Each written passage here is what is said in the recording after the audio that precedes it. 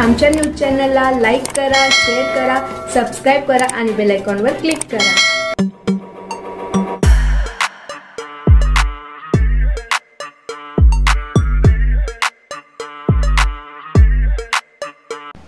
लाडकी बहीण योजनेचा मार्ग झाला मोकळा.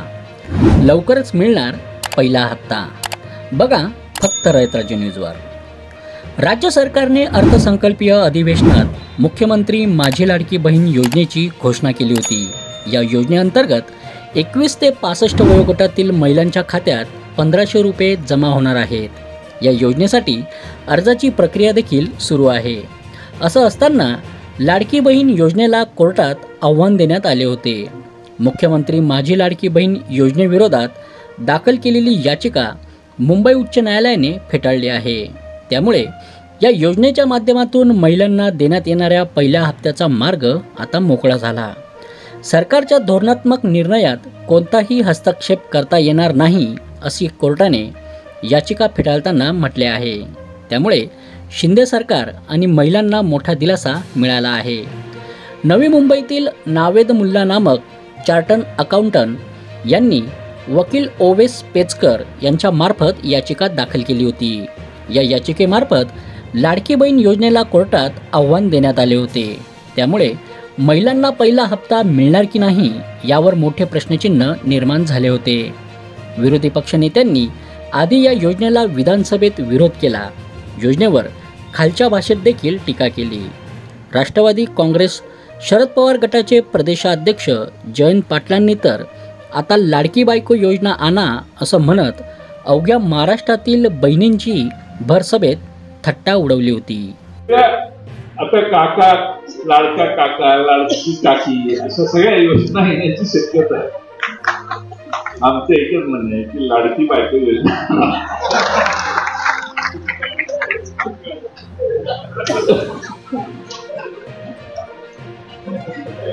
तिच्यावर काय अन्याय?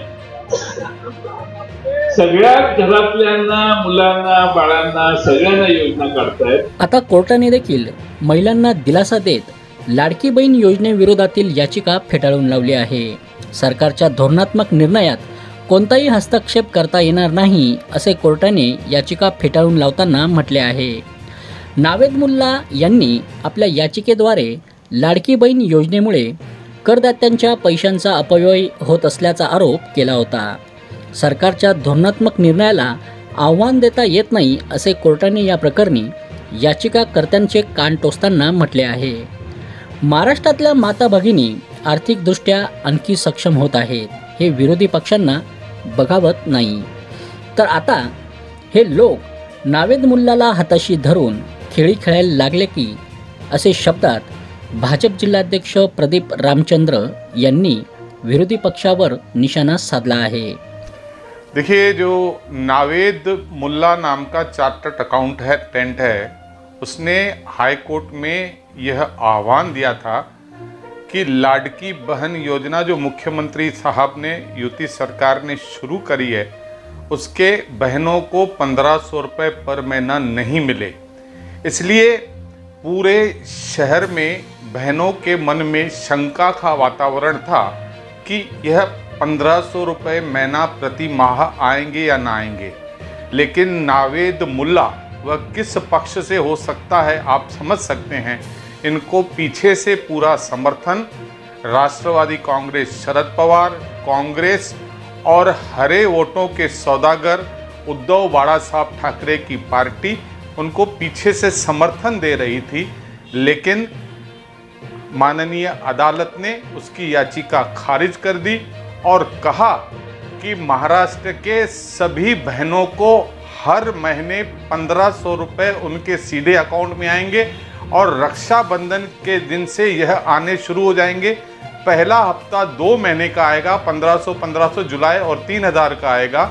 और मुझे खुशी है कि भारतीय जनता पार्टी और महायुति की सरकार जो योजनाएं चलाती है वो आखिर तक पूरी कर देती हैं. मध्य प्रदेश में यह योजना शुरू की गई थी, इसलिए बहनों ने भारी वोट दिए थे भारतीय जनता पार्टी को. आज तक मध्य प्रदेश में सभी बहनों के खाते में प्रत्येक महीने 1500 रुपये जाते हैं उसी तरह से किसान सम्मान जो निधि भारतीय जनता पार्टी के केंद्र सरकार ने शुरू की थी, आज पिछले 6-7 सालों से निरंतर उनके खातों में रहती है।